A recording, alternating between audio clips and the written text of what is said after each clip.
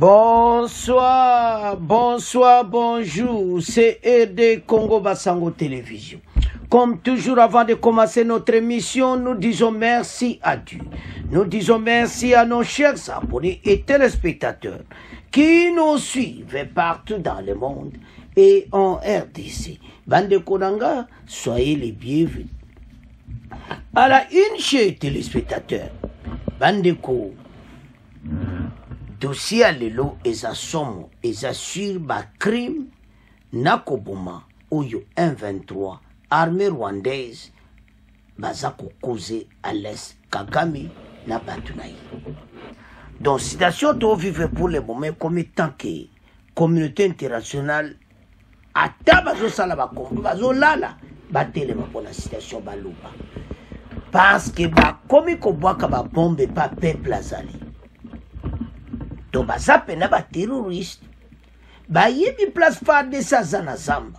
Pourquoi ba ko beta kunate, mais bazo beta côté population azamba. Moni match on ndenge zo changer. Donc, situation to yebsomno que guerre ya est. Bazana but ya ko exterminer la population. Yango fa de sako. Donc, il faut pena lever ma bokonaï. Il ne faut pas baisser les bras de la situation. Beaucoup y a une émission comment ces terroristes salisent le système asique. Système angwezani. Que tant que tu bunda, tu bomana la population balamoko. Donc ça système moko Kagame a continué na Batunaï. Donc le terrorisme a boui. Beaucoup y a expliquer que le chef de l'État a raison. Que ce qu'il est l'Assemblée nationale, Makambo Sili Bavandi, a siégé en congrès, des choses en guerre na Rwanda. Toujours c'est là. Parce que les Congolais ont une question, mais maintenant l'Assemblée nationale, et c'est vandité, Sénat vandité, congrès, Makambo c'est vandité, mon Kolango. Ndenge zo continue. Parce que beaucoup de gens bazoloba, toujours là. Au Fatia le baki, escarmouche, non, non, mais bakoum ko sala yango. Pourquoi ce salaire? Kagame a besoin que côté wana nyonso population ba kufa. Donc pona yi ba minéré ba via batu asa kunati. Baso tala bandeko makamozo bimebele bola na mena Congo News 24 boko tala.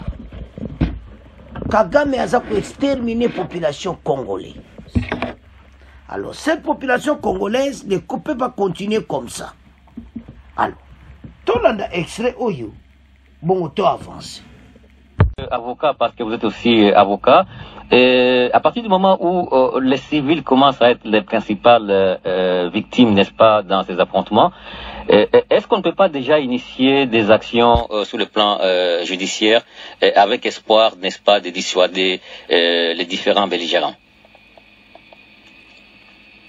Vous savez, l'une des raisons pour lesquelles la population congolaise a encore une fois accordé sa confiance au président de la République, son Excellence Félix Antoine Tshisekedi, c'est parce que c'est pendant son premier mandat que nous avons vu le ministre de la Justice, son Excellence Madame Rose Mutombo, qui a amorcé des procédures vers la Cour pénale internationale tendant à traire le Rwanda comme étant l'auteur d'un certain nombre d'actes de génocide et de crimes contre l'humanité à l'endroit de la population congolaise. Et ça, c'est un acte louable.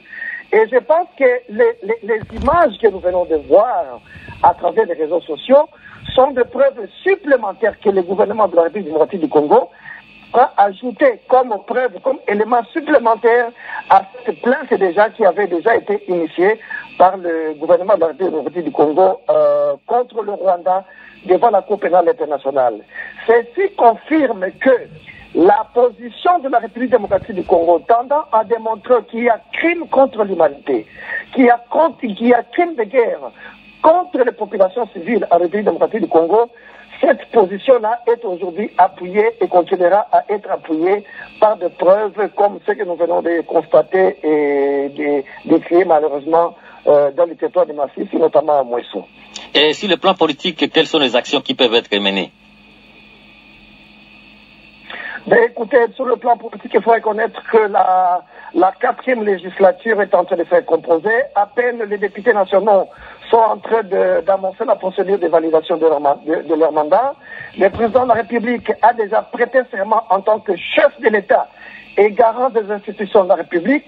Je pense que l'article 202 de la Constitution, le reconnaissant comme étant le souverain en matière de protection des populations civiles et surtout en matière de sécurité, il lui appartient à lui de prendre des mesures urgentes. Je pense que ceux qui l'ont suivi à travers les médias, notamment à travers Top Congo, ont lu en lui l'intention de pouvoir dire au Rwanda, NON, cette histoire doit cesser. S'il faut convoquer, s'il faut demander l'autorisation d'une guerre contre le Rwanda, il a dit clairement qu'il sollicitera de l'Assemblée nationale et du Congrès l'autorisation pour faire une guerre contre le Rwanda. Et nous, en tant que population congolaise, nous l'avons massivement élu pour l'encourager dans cette finalité-là. Ça veut dire de dire non, NON au Rwanda. Ces génocides, ces crimes contre l'humanité doivent cesser en République démocratique du Congo. Merci. Alors, chers téléspectateurs, tolandi biso nyonso. Soko ozotala boyoki ndeko ndenge alobi ke baza na caractère moko ya koboma. Donc Kagame azokontinue parce que makambo le marquis oyo bazotangana bato ya corridor humanitaire baeleve mongongo le peuple congolais akoki kokufa boye te. Bitumba eza côté kuna, pourquoi bango azobwaka ba bombe côté ya population. Yango Bruno Le Marquis wana bengi communauté internationale ete komita ba agir makambo Kagame azosala na batu na yawa eza très très dangereux. Donc batu pena bakosila bazoboma bitumba eza côté bazobwaka ba bombe côté. Bazobwaka FARDC ba bombe te, mais bango azoboma population. Alors, yango est comme un moment oyo il faut qu'il banda en finir avec Kagame na batu. Mais c'est pour ça batu baza ko insister nde bolandi wana ke mokonza mboka batu ba vota qui en masse pour la première fois pour baïbete yende mutakosilisa guerre à l'est. Et puis pour quoi attaquer Rwanda déjà sur la table la guerre. Pas ce bango bazako yokati et c'est ça qui va arriver. Donc okomona pena ke kuyinda na ndenge ya mukiti. Zomona. Pas ce yazo tikati. Zomona. Donc situation de zo koma na ngwe saki Kagame na batu na yi baso continuer ko bonga ba Congolais. Donc comme il peut attendre que yati ka guerre donc yepe côté ni batu bakufa. Donc zama kama ko sakana te. Alors bana mboka bota la situation tout ça nango. Tala ndenge makambo ezokende parce que mokonza mboka aza décidé. Nano Assemblée nationale silite tous l'Assemblée vanda tout ça ya continuer kaka fatia ko déclarer la guerre ndenge makambo zoke. Mais Assemblée nationale ne vandite ko sangsa congrès comme. Alors bana mboka to la division nyos ta la chaîne oyo to banoye na makamba kitoko. Mais bon continuer ko s'abonner massivement. Et ça quand minute moki yebsa bandeko et comme étant bazwa vraie information bon partager en gros pour bandeko to si la kalate na batu. Donc peuple a comprendre alors communauté internationale ba la muka les marquis yepe atomul mongongo pone yango.